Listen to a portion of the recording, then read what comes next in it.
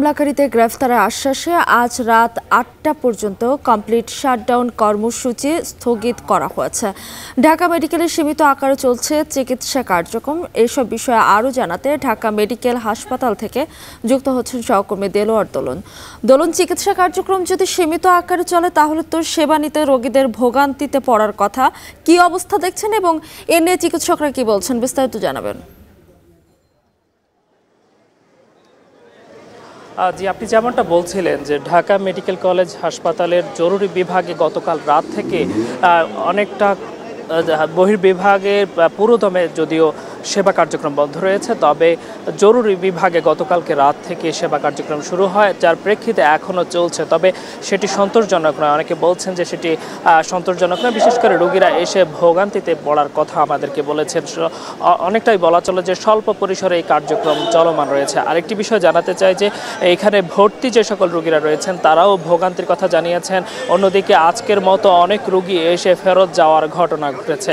অন্যদিকে হাসপাতালের যদি বহির্বিভাগ এবং যেমনি অনেকটাই ফাঁকা, কিন্তু এই জরুরি বিভাগে এসে যে সকল রোগীরা ভিড় করছেন তাদের সাথে আমরা কথা বলে জানতে পেরেছি যে তারা আসলে পর্যাপ্ত যে কাঙ্ক্ষিত যে সেবা সেটি না পেয়ে অনেকে ফেরত যাওয়ার মতো ঘটনা ঘটছে।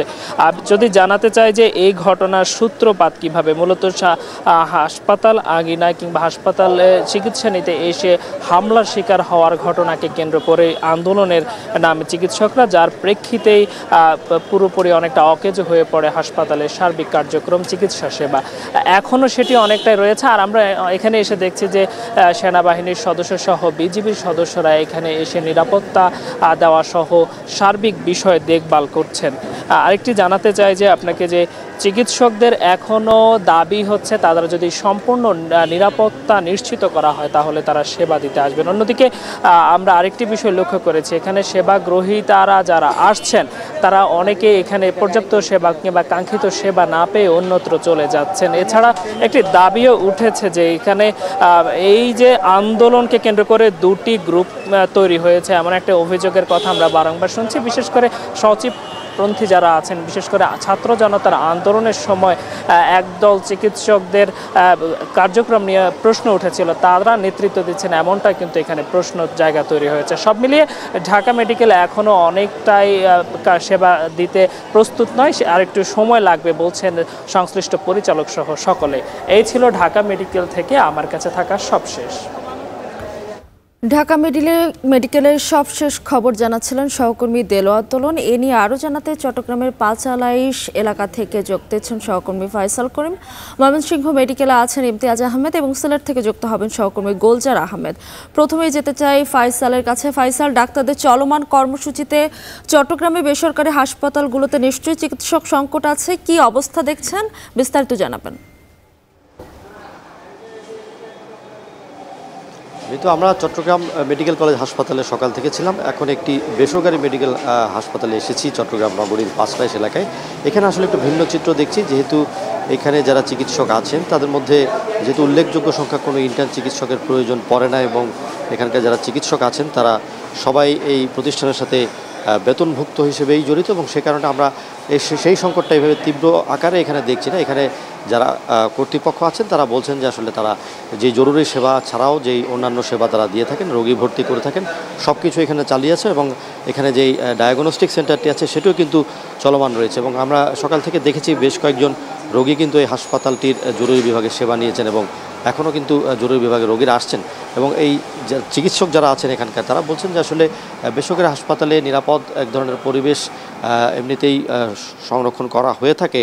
তো এই ক্ষেত্রে তাদের দাবি হচ্ছে যেসব ক্ষেত্রে সরকারি পর্যায়ে যে সকল চিকিৎসকরা আসলে হেনস্থার শিকার হচ্ছেন, হামলার শিকার হচ্ছেন, সেই ক্ষেত্রে তারা আসলে এই ধরনের ঘটনার তারা নিন্দা জানাচ্ছেন, এবং তারা দাবি করছেন যে এই চিকিৎসকরা যাতে কর্মস্থলে যাতে নিরাপদ থাকেন। এবং বেসরকারি ক্ষেত্রে আমরা যেটা দেখছি যে আসলে হাসপাতালগুলোতে তারা চিকিৎসা সেবা নিশ্চিত করার চেষ্টা করছেন, তবে চেম্বারগুলোতে আমরা বিভিন্ন সময় দেখেছি যে চেম্বারগুলো কিন্তু গতকালকে থেকেই সব ধরনের যেই বিভিন্ন বিভাগ রয়েছে চিকিৎসা, সেখানে কিন্তু কিছুটা চিকিৎসক সংকট রয়েছে। তবে সামগ্রিকভাবে বলতে গেলে বেসরকারি ক্ষেত্রে চিকিৎসক সংকট বা যে হামলার ঘটনা ঘটেছে সেই হামলার ঘটনার প্রভাব খুব একটা কিন্তু চোখে পড়ছে না।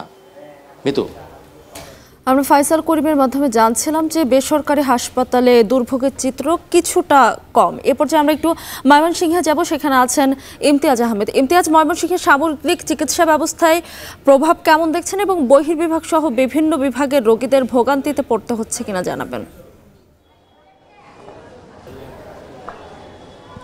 আমি তো ময়মনসিংহ মেডিকেল কলেজে সকাল থেকে আমরা এখানে রয়েছি। এখানে আসার পর যেটা দেখতে পেরেছি যে ইমার্জেন্সি বিভাগে কিন্তু কার্যক্রম চালু রয়েছে, অন স্টপের যে কার্যক্রমগুলো রয়েছে সেগুলো চালু রয়েছে। বহির্বিভাগে কিন্তু রোগীরা আসছেন দেখছেন, তবে অন্যান্য যে বিভাগ রয়েছে গাইনি, তারপর কার্ডিওলজি বিভাগ, অর্থোপেডিক মেডিসিন, এই বিভাগগুলোতে আমরা কিন্তু দেখতে পেরেছি যারা মিড লেভেলের ডাক্তার রয়েছেন, বিশেষজ্ঞ রয়েছেন, তারা কিন্তু নিয়মিত ডিউটি করছেন, চিকিৎসা প্রদান করছেন। তবে ইন্টার্ন কোনো ডাক্তারকে আমরা আসলে পাইনি। তবে এখানে আমরা আসার পর যেটা আমরা দেখতে পেরেছি যে আসলে মূলত আমরা ভেতরে যাওয়ার অনুমতি চেয়েছিলাম, কিন্তু কর্তৃপক্ষ আমাদেরকে ভেতরে যাওয়ার অনুমতি দেয়নি। কিন্তু নিজে উদ্যোগে আমি আসলে বেশ কয়েকটি ওয়ার্ড ঘুরেছি। সেখানে গিয়ে আমরা দেখতে পেরেছি যে আজ এই অর্থোপেডিক ওয়ার্ডে আমরা দেখতে পেরেছি সকালে কিছু রোগীর অপারেশনের কথা ছিল, ডাক্তার না থাকার কারণে সেই অপারেশনগুলো সকালে তারা করতে পারেনি, এমন কথা বলেছেন রোগী।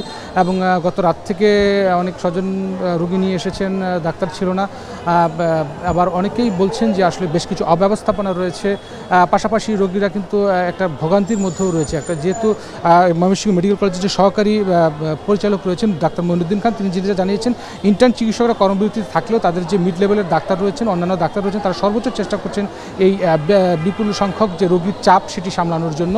যেহেতু ইন্টার্ন চিকিৎসকরা কর্মবিরতিতে রয়েছেন এবং তারা যেটা বলছেন যে তারা এই চাপ তারা সামনে নেওয়ার চেষ্টা করছেন। এবং চিকিৎসক যেটা ইন্টার্নরা তারা যেটা দাবি করছেন যে তারা আসলে কাজের সুষ্ঠু পরিবেশ চান, নিরাপত্তা চান তাদের কর্মক্ষেত্রে, এবং চিকিৎসা ক্ষেত্রে যেন তাদের কোনো ধরনের ঝামেলা পোহাতে না হয়, কোনো ধরনের হামলার শিকার না হয়, এই জন্য তারা নিরাপত্তা ব্যবস্থা চেয়েছেন। আমরা ময়মনসিংহ মেডিকেল কলেজে বেশ কিছু আনসার এবং পুলিশ ছাড়া অন্যান্য নিরাপত্তা ব্যবস্থা বা অন্যান্য নিরাপত্তা কর্মীদের কিন্তু আমরা দেখতে পাইনি। সব মিলিয়ে এই ছিল ময়মনসিংহ মেডিকেল কলেজ হাসপাতাল থেকে আমার কাছে সর্বশেষ মৃত্যু। ইমতিয়াজের মাধ্যমে আমরা জানছিলাম যে ময়মনসিংহ মেডিকেলেও রোগীরা বেশ ভোগান্তিতে রয়েছে। এ পর্যায়ে একটু সিলেটে গোলজারের কাছে জানতে চাই। গোলজার, হাসপাতালগুলো চিকিৎসা ব্যবস্থা কেমন চলছে, সার্বিক পরিস্থিতি কেমন দেখছেন জানাবেন। মিতু, দেখুন, গতকাল থেকে আসলে ঢাকায় আন্দোলন চললেও সিলেট কিন্তু পুরো ব্যতিক্রম রয়েছে। সিলেটের সরকারি বেসরকারি যতগুলো হাসপাতাল আছে সবখানেই অন্যান্য দিনের মতো যে স্বাভাবিক চিকিৎসা সেবা সেটি কিন্তু চলমান রয়েছে। আমরা বর্তমানে সিলেটের চৌহাট্টায় অবস্থিত সিলেট ওমেন্স মেডিকেল কলেজ হাসপাতালের সামনে অবস্থান করছি। এখানে সকাল থেকেই মূলত রোগীদের যেরকম প্রতিদিনের যে চাপ থাকে সেটি রয়েছে, এবং প্রত্যেকটি ওয়ার্ডেই চিকিৎসা সেবা স্বাভাবিক রাখার জন্য তাদের নিয়মিত যে পর্যবেক্ষণ থাকে সেটি আছে। এখানকার চিকিৎসক সহ ইন্টার্ন পরিষদের যারা দায়িত্বরত রয়েছেন তাদের সাথে কথা বলছিলাম। তারা বলছেন যে গতকাল ঢাকায় যে বিষয়টি সামনে এসেছে সেটি অবশ্যই নিন্দনীয়। তার মানে এই নয় যে রোগী যারা আছেন তাদের চিকিৎসা সেবা ব্যাহত করতে হবে। যেহেতু তারা কেন্দ্রীয়ভাবে যারা চিকিৎসক পরিষদের সাথে আছেন তারা আনুষ্ঠানিক কোনো নির্দেশনা দেননি, সুতরাং তারা আন্দোলনে না গিয়ে চিকিৎসা সেবা স্বাভাবিক রেখেছেন। আমরা দেখেছি সিলেটের যে 6টি বেসরকারি হাসপাতাল আছে সব হাসপাতালের পরিচালক বলছেন যে চিকিৎসা সেবা ব্যাহত হয় এমন কোনো কার্যক্রমে তারা আপাতত যাচ্ছেন না, তবে পরিস্থিতি তারা পর্যবেক্ষণে রাখছেন। এবং প্রত্যেকটি জায়গায় আমরা দেখেছি যে রোগীদের নিয়মিত যে আসা যাওয়া সেটি আছে, এবং ইনডোর আউটডোর সহ অর্থাৎ বহির্বিভাগ এবং সব জায়গাতে কিন্তু তাদের যে চিকিৎসার যে স্বাভাবিক যেটি চিত্র সেটি আছে। এবং রোগীদের সাথে যখন কথা বলছে তারা বলছেন যে যারা ভর্তিকৃত রোগী আছেন তারা বলেছেন যে চিকিৎসা সেবা তাদের তেমন কোনো সমস্যা হয়নি। একইভাবে সিলেটের এই ওমেন্স মেডিকেল কলেজ হাসপাতালের মতো অন্যান্য যে 4টি বেসরকারি হাসপাতাল এবং মেডিকেল কলেজ আছে, পাশাপাশি সিলেটের ওসমানী মেডিকেল কলেজ হাসপাতালেও চিকিৎসা সেবা স্বাভাবিক রয়েছে। তো সব মিলিয়ে বলা যায় যে আন্দোলনের তেমন কোনো প্রভাব এখানে সিলেট অঞ্চলে অন্তত পক্ষে পড়েনি। মিতু, আমাদের সহকর্মীদের মাধ্যমে জানছিলাম যে দেশে বিভিন্ন জায়গায় চিকিৎসা সেবা ব্যাহত হওয়ার কারণে রোগীরা বেশ দুর্ভোগে রয়েছে। তবে সিলেটের চিত্র একেবারেই ভিন্ন, সেখানে সেবাদান কার্যক্রম স্বাভাবিক নিয়মেই চলছে জানাচ্ছিলেন গোলজার আহমেদ। দেখছেন এখন বাড়ি।